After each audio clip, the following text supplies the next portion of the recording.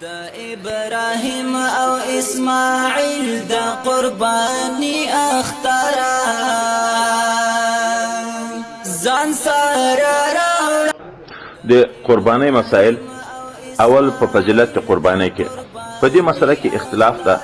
چې قربانی واجب ده که سنت ده. غنی چې نوی پیغه خو اتفاق ده چې پیغه باندې وجوب نشته، په غنیانو باندې واجب ده که سنت ده. ایموک صاحبین او دا نور ائمه قول په سنتت باندې کوي چې دا سنت ده. حضرت امام صاحب چې نه قربانی په غنیانو باندې واجب ده. دوی وی ګوره دلته په فضایلو کې ذکر شوی دی نبی علیه الصلاۃ والسلام کوم عمل چې انسان د اختر په ورځ کوي الله ته محبوب عمل تر احراق دم نشته، د وینې تویول دا ډیر محبوب دی، دا افضل عمل ده. فضیلت تکیه امام صاحب ولی په فرضو کې فضیلت نشته، په واجبو کې نشته، په سنتو کې نشته، فضیلت سوا خو په ټولو کې ده. خو هغه حدیث ته چې وګورو چې نبی کریم صلی الله علیه وسلم څوک چې توان د قربانی لري او قربانی یې نه یې کړې فلم یحضر مصلانا، هغه د لمانځه ته نه راځي، د اختر د لمانځه نه یې منې کوي. نبی علیه الصلاۃ والسلام د لمانځه نه راوګرځېدو، چا قرباني د لمانځه نه مخکې کړې وه، حکم یې د عود وکړه، بېرته به بله حلاله یې. دا دواړه دلایل د دې دي چې قرباني واجب. دریم دلیل دوام د حضرت نبی علیه السلام چې حضرت نبی کریم صلی الله علیه وسلم همیش په مدینه منوره کې پسه حلاله وه، دا دوام هم دلیل د وجوب دپاره ده. نور مثلا مخکې ویلې وه چې صدیق اکبر یا حضرت عمر مستقل نه دي کړي خو مسکینان وو. حضرت پیغمبر علیه الصلاۃ والسلام چې قرباني فضایلو کې وی د اخترو په ورځو کې د وینې تویول الله ته ډېر محبوب دي. په ورځ د قیامت باندې به دغه حیوان چې دا تا حلال کړی د ښکرو سره د وښتانو سره د نوکانو سره راځي د خدای پاک حضور ته او هلته به تلل کېږي او وینه د دغه حیوان چې دا ته یې قرباني کوې دا د مځکې باندې چې لګېږي د مځکې نه مخکې الله قبلوي، لکه الله تعالی قبوله کړه بیا وروسته دغه څاڅکی مځکې ته رسېږي.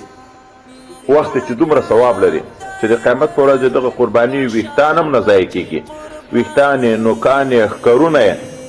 دا ټول راځي او تا ته په تله د حسناتو کې تلل کېږي او هره وینه څاڅکی چې مځکې ته رسېږي د خدای پاک په نس بیا قبلېږي. نو فتویبو بها نفسه، دا دنیا خبیثه په خلکو ډېر بوج وي. او زکات خدای پاک حق ده چې په خوشحالي ورکې ثواب دې کې چې په خوشحالي نه کې ورکړو څه وکړو غاړې باندې خو صرف هغه غاړه د خلاصې کړو، نور ثواب نشته. قرباني د هر نیک عمل ده چې په شوق څومره وي دغومره خدای پاک ثواب کې پیدا کوي، چې څومره شوق زیاتېږي دغومره ثواب زیاتېږي. د صحابو د کیلو صدقې ته د موږ غر صدقه نه رسېږي. نو نبي علیه السلام په ښه خوشحال طبیعت یې کوي. ځکه وروسته موږ ته مخکې یوارې مسایل موږ تاسو ویلي دي چې نبي علیه السلام ښه مزې قرباني کوي، دا د تاسې په قیامت په ورځ باندې دا باده بیا به په سپرېږئ د خدای حضور ته به خوځئ. نو چې څومره مزې وي د دغې وجې نه به صحابو مخکې د قرباني شی واخیست مزی کوو به یې ساتو به یې ښه ښه خوراکونه به یې ورکول چې ښه مزی شي. نبي کریم صلی الله علیه وسلم دوه پسونه به حلالول، په دا دوم روایت کې راځي ښکرور برک برک چې ظاهره شکل هم ډېر ښایسته وي، په خپل لاس مبارک باندې حلالول، بسم الله به یې ویلې، تکبیر به یې ویلې او ښه به یې په دغه یو طرف باندې ورکېښود د حلالېدن په وخت کې. حضرت پیغمبر صلی الله علیه وسلم حضرت علي صاحب ته بیا وصیت وکړو چې زه چې دنیا نه لاړ شم د ما دپاره به قرباني ته کې. حضرت علي صاحب بیا تر مرګه پورې د نبي علیه السلام دپاره قرباني نه پرېښه. اوس د مړي دپاره هم قرباني شته. نبي علیه السلام اگر که حیات ده خو هغه حیات خو دنیایي حیات نه ورته ویلی کېږي، د عامو خلکو دغه زندگی ته موت ویلی کېږي. نو د نبي علیه الصلاۃ والسلام زندگی باندې هم د موت اطلاق هم کېږي، حیات هم، خو د دوی حیات و موت د اهل سنت والجماعت په عقیده دواړه سره جمع کېدی شي که نه. خو وروسته بیا مسله را روانه ده، دلته به ذکر کړم. که مړي وصیت کړی و چې ما د به قرباني کې دنیا د ده وه، دا یې اوس اختر شپې رانږدې دي، دا یې مریض شو مړ کېدو وصیت یې وکړ چې په ما پسې په قرباني کې هغه قرباني غوښه بیا په خپلو بچیانو کې ایده په کورنۍ کې څوک نشي خوړی، دا به ټوله صدقه کوي نورو خلکو ته. او که مړي خپله وصیت نه ده کړی، لکه اوس پلار ډېر مخکې مړ وي، زوی اوس مالدار شي، لکه دا نن سبا اکثره خلک مخکې بې وسه و اوس په وسه د پلار دپاره هم قرباني کوي، دا د خپلې قرباني غوندې حیثیت لري. لکه خپله قرباني کې چې مستحب طریقه دا ده، مستحب واجبي نه، مستحب طریقه دا ده چې قرباني دې وکړه غوښه یې 3 حصې که یوه حصه په میلمنو په دا څوک چې مبارکۍ ته درته راځي په دغه وخوره یوه حصه په قریبانو په مسکینانو باندې وویشه او یوه حصه د خپل کور دپاره پرېږده مړي ته د چې کړې ته هم دغسې حیثیت لري اوس دا هغه په یو صورت کې چې د وصیت په کړی نو هغه به بیا ټوله ویشل کېږي حضرت نبي علیه صلات وسلام 2 پسونه حلالول او په هغه کې دام دي وروسته را روان ده چې یو پسه د یوه کورنۍ نه صحیح کېږي که نه نو زه یې مخکې د ادب ته ذکر کړم نبي علیه السلام یو پسه د ټول امت نیتم کې کړی د ټول امت غاړې په خلاصېږي ایصال و ثواب ده نو وروسته چې ویم چې یو پسه د اهل بیت نه دی هغه دا معنی د یوې کورنۍ ټولو ته یې ثواب رسېږي نو نبي علیه السلام به 2 پسونه حلالول او یو به د ټول امت طرف نه من ضحى ولم يضحي چا قرباني کړي که نه کړي دا معنی چې هغو ټولو ته خدای متعال ثواب ورورسوي مستحب دا ده چې څه چې حلاله د قرباني چې پکې مستحب دا ده چې ښه ښکاروار مینده پسه وي چې خوله یې هم توره پښې یې هم تورې او په ډډو کې براک برګ وي او سترګې هم ښې تورې وي دا چې ظاهري صورت هم ښه ښایسته وي غوښه اگر که د خسي پسه تر مینده پسه نه محبوبه ده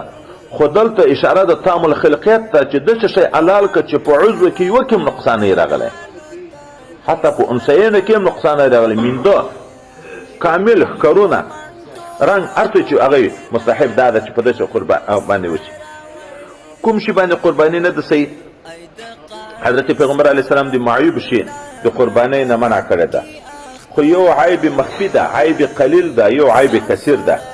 لږ عیب طبعا په یو شی کې وي نه چې ډېر عیب وي ښکاره عیب وي هغه یې منع کړی لکه حضرت پیغمبر صلی الله علیه وسلم یې په ګوډه میږه اوزه باندې به قرباني نه کړي خو چې ګوړتوب یې ښکاره وي ګوړتوب دا معنه چې اوس په کور کې تړلې ده چې باندې د قرباني ځای ته بیا یې د افخا نشي لګولی دا ښکاره ګوډه ده په دغه باندې کې او ړنده چې ړندوالی یې ښکاره وي ړندوالی یې ښکاره اوس سترګه یې ړنده ده دا ړندوالی په څه معلومیږي او ظاهره خو روغه سترګه ده هغه دا ده چې یوه ورځ 2 ورځې وږې کې او بیا د لوږې په حال کې واښه هلته لرې په یوه لرګي پورې ورته وتړې د دغه وزې دا ړنده سترګه دا کمزورې سترګه چې نظر یې کم ده دغه ور وتړې دغه روغه سترګه پرېږدې اوس دغه وزه ده چې روانه کې د هغه وښو په طرف باندې چې د کوم ځای نه یې واښه ولده دا ذاتې ورمنډې کوي په هغه ځای نشان وکړه که اوس مثلا د دغه مټې نه یې هغه ته ولده بل ور یې دا روغه سترګه وتړه بیا وزه ورواله چې کوم ځای ته ورسېده مثلا هغه 2 مټې ته چې ورسېده بیا ولده نو معلومیږي چې د دغه سترګې نظر نیمای د دغه بلې سترګې ده مسافې نه نیمای ثلث ربع د دغه معلومیږي هغه د دغه مسافې نه معلومیږي نو چې ړندوالی یې ښکاره وي دغه باندې هم قرباني نشته مریضه چې مرض یې ښکاره وي روحاني مرض نه دغه جسماني مرض یعنی بل مرض وي چې هغه مرض یې ښکاره وي ډنګره دومره ډنګر وي چې په هډوکي کې مازغم نه یې پوستکی په ایلپي پورې نښته یې داسې یې صاحب هم نه حلالی قرباني په دغو باندې امورو باندې نشته قرباني سترګو نه به ګورې غوږونه به ګورې اوس په غوږو کې کله داسې چې د غوږ دا طرف پرېږده کله د غوږ د شا د طرف نه دغه طرف نه ور پرېږده کله غوږ داسې په اوږدو پرېږده کله په غوږ کې سروي شوي دي دا کوچیانو ته دغه درک ټول معلومیږي دغه غوږونه چې پرې وي چې اکثر پرې وي اتفاقي ده چې نه ده پسې خو اکثر څومره ده څوک یې ثلث ذاتې اکثر ده ولې په وصیت کې ثلث کثیرون ویلی شوي دي که نه څوک یې ربع اکثر ده ولې ربع د مسه د سر قایم مقامه د کل سر ده که نه ده څوک یې چې نصف ده خو تر ثلث چې زیات شو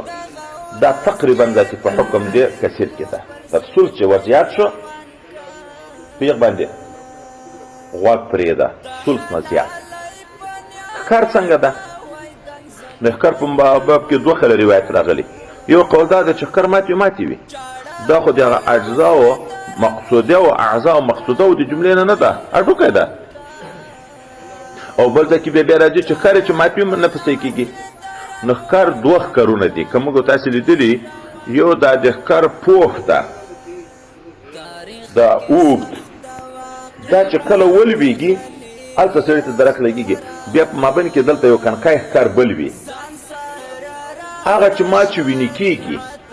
هغه کنکای او دغه لوی هلته خلک یې سر کله داسې چې دا د میخو د دغواو داسې راکوږي سترګې ته راځي اره یې کړي باقاعده خو وینې کېږي نه دغه پوښې چې ولوېږي پروا نشته، پوښې مات شي پوښې ولوېږي په نیمۍ کې مات شي اکثر ګسین په دغه کې پروا نشته. په هغه کوم چې لاندې هغه کنکای ښکر ده هغه ښکر هغه چې مات شي بیا مغزو ته تاوان پیدا کېږي، دغه حیوان مغزو ته وینه کېږي، بیا نو هلته په یو صورت کې قرباني په یو باندې رسې کېږي. امام می د مذهب دی خیسته هر منقب دی سپین ستوری د ادب دی د فقه سرچینه ابو حنیفه